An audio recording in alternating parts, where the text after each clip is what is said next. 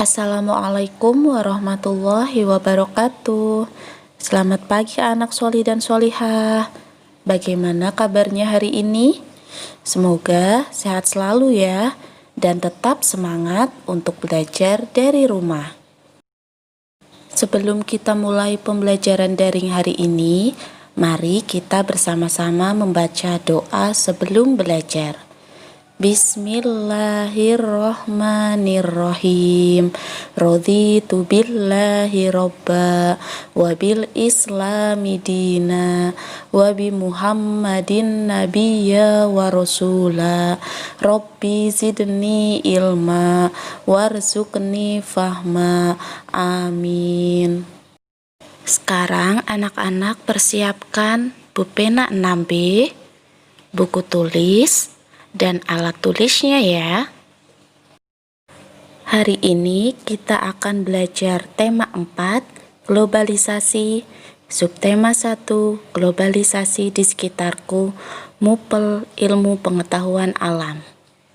Materi yang akan kita pelajari hari ini adalah proses menghasilkan energi listrik. Disimak baik-baik ya materi yang akan Ustadzah sampaikan. Globalisasi mempunyai pengaruh sangat besar bagi kemajuan teknologi terkait energi listrik. Sumber utama energi listrik adalah pembangkit listrik.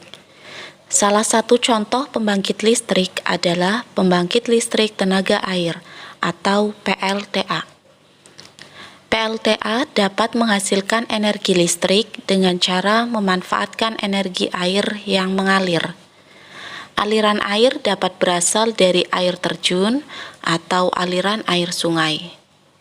Perhatikan skema kerja pembangkit listrik tenaga air berikut. Prinsip kerja pembangkit listrik tenaga air. 1. Aliran air berfungsi untuk menggerakkan kincir air. 2. Kincir air berfungsi untuk memutar turbin. 3. Turbin berfungsi untuk menggerakkan generator atau dinamo. 4. Generator berfungsi untuk mengubah energi gerak atau kinetik menjadi energi listrik. Komponen utama pada semua pembangkit energi listrik adalah turbin dan generator atau dinamo.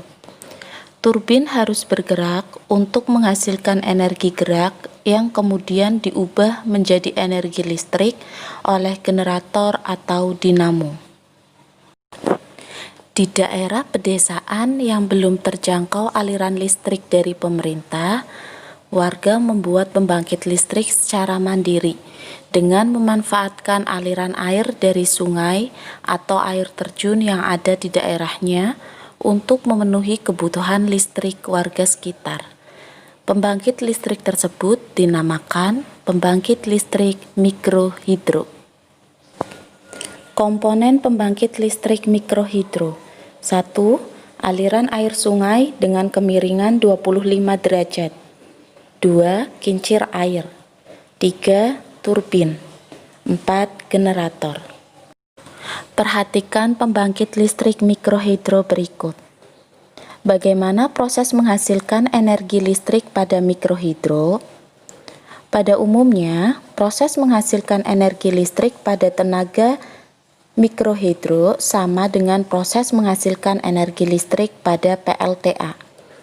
Namun, energi listrik yang dihasilkan pada pembangkit listrik mikrohidro lebih kecil dari PLTA karena tenaga air yang digunakan lebih kecil daripada PLTA. Aliran sungai menjadi sumber energi listrik dalam pembangkit listrik tenaga mikrohidro. Saluran air biasanya dibuat miring agar air mengalir lebih deras. Kemiringan saluran air sekitar 25 derajat.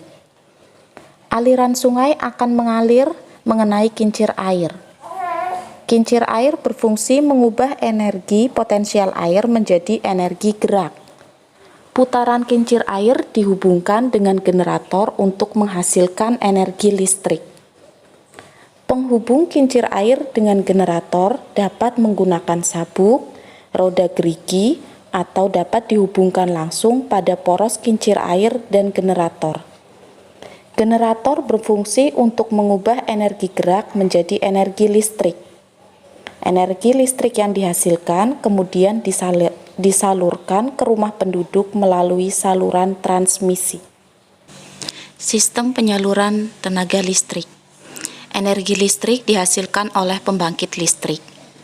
Energi listrik awalnya disalurkan ke kabel-kabel besar yang terpasang di menara sutet atau saluran udara tegangan ekstra tinggi. Kemudian masuk ke dalam transformator atau trafo. Trafo merupakan alat listrik yang berfungsi untuk menaikkan atau menurunkan tegangan. Pada tahap ini, energi listrik dinaikkan tegangannya. Energi listrik disalurkan ke pabrik-pabrik industri. Kemudian masuk kembali ke dalam transformator atau trafo untuk diturunkan tegangannya. Energi listrik tegangannya sudah diturunkan, kemudian disalurkan ke gedung perkantoran dan rumah-rumah penduduk.